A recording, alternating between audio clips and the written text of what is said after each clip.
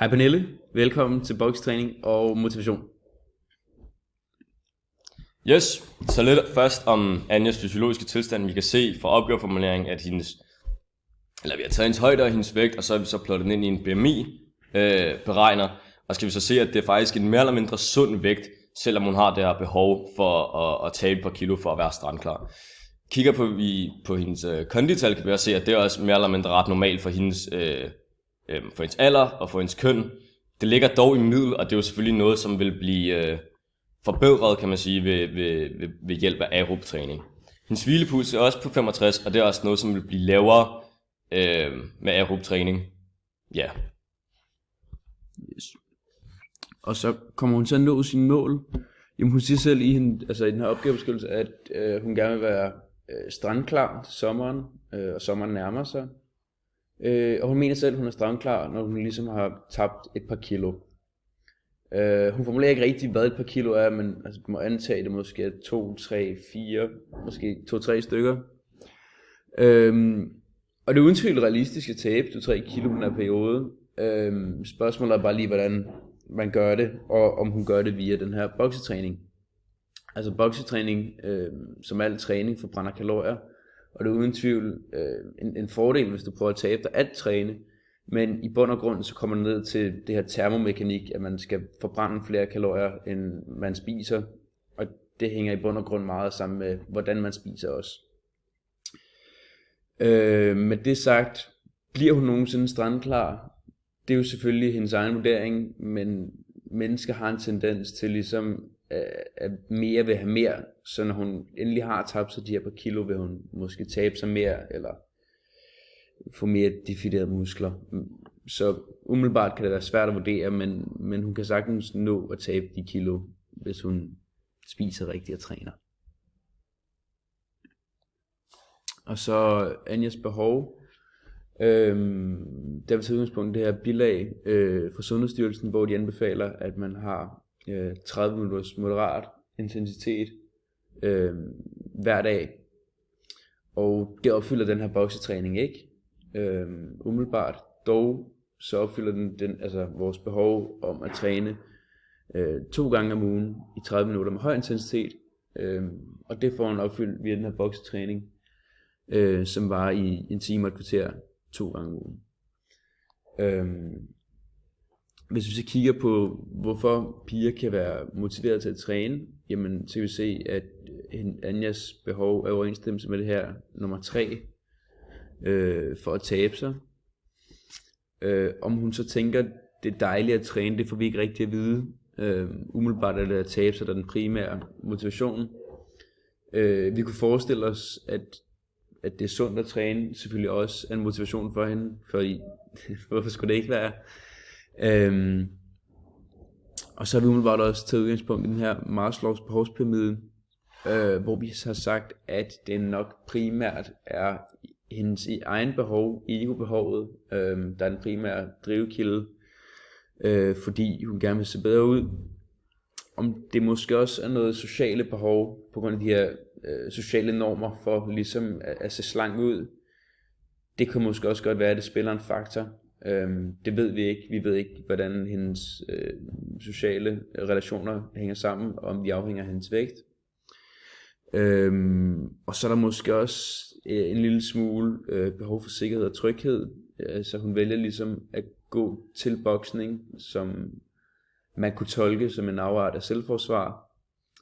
Det ved vi ikke, og det står ikke direkte i bilaget, så derfor har vi valgt at vurdere, at det primært blot er hendes egne ego-behov. Yes, så lidt om boksningens popularitet. Så første gang boksning og andre kraftbetonede sportsgrene som brydning og vægtløftning havde deres, gennembrud, det var i 1960'erne, specifikt appelleret af arbejderklassen, hvor de højere klasser var mere tiltrukket af sådan noget som fodbold og andre engelske sportsgrene. Nu om dagen ser man en tendens til, at unges tilslutning til strukturerede sportsgrene, de falder. Det kan være, at unge har en masse andre behov, som for eksempel tid til skolen, andet fritid, eller så kan det være, at det fællesskab, de havde som unge, måske i deres fodboldklub, eller hvad det end kan være, de har ikke ligesom det fællesskab længere eller finder det et andet sted.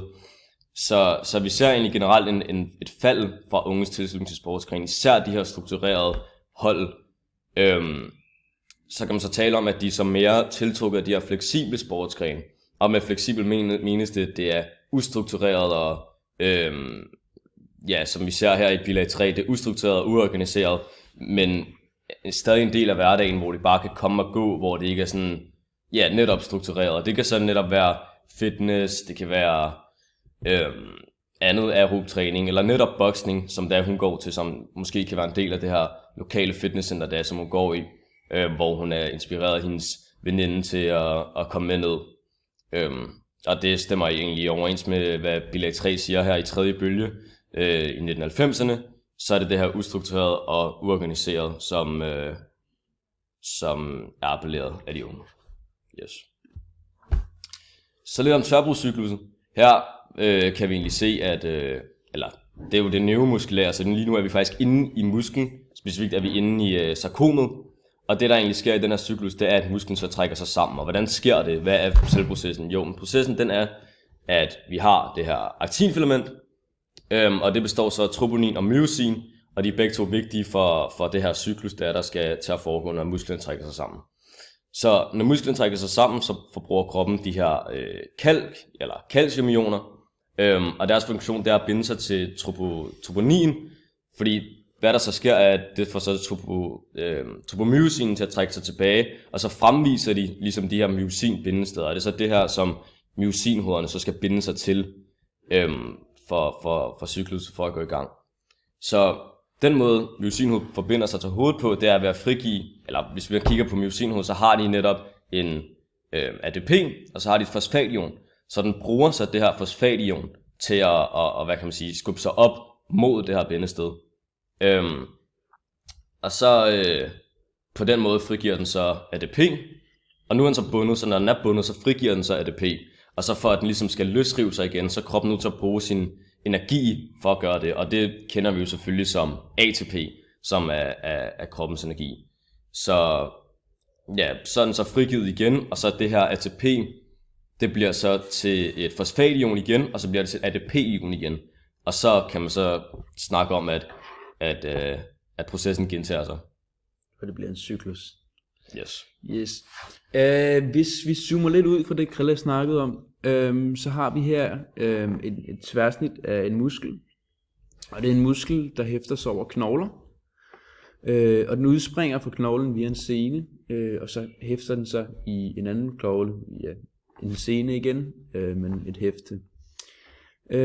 Og så har vi en muskel, og en muskel den er opbygget af en masse muskelfiber og en masse muskelbunter. Og på de her muskelfiber, der er ligesom tilbundet den her motoriske nerve, som sender signalet om at frigive de her calciumioner ind i musklen. Og inde i de her muskelfiber, der har vi myofibrillerne, som er opdelt i små lag af aktin og myosin, som vi så kalder sarkomerer, og de er opdelt via de her sætskiver, så det er en masse individuelle, man kan ikke kalde det celler, men individuelle opdelinger af myosin og aktin. Og de bliver så umiddelbart aktiveret af den motoriske nerve. Perfekt.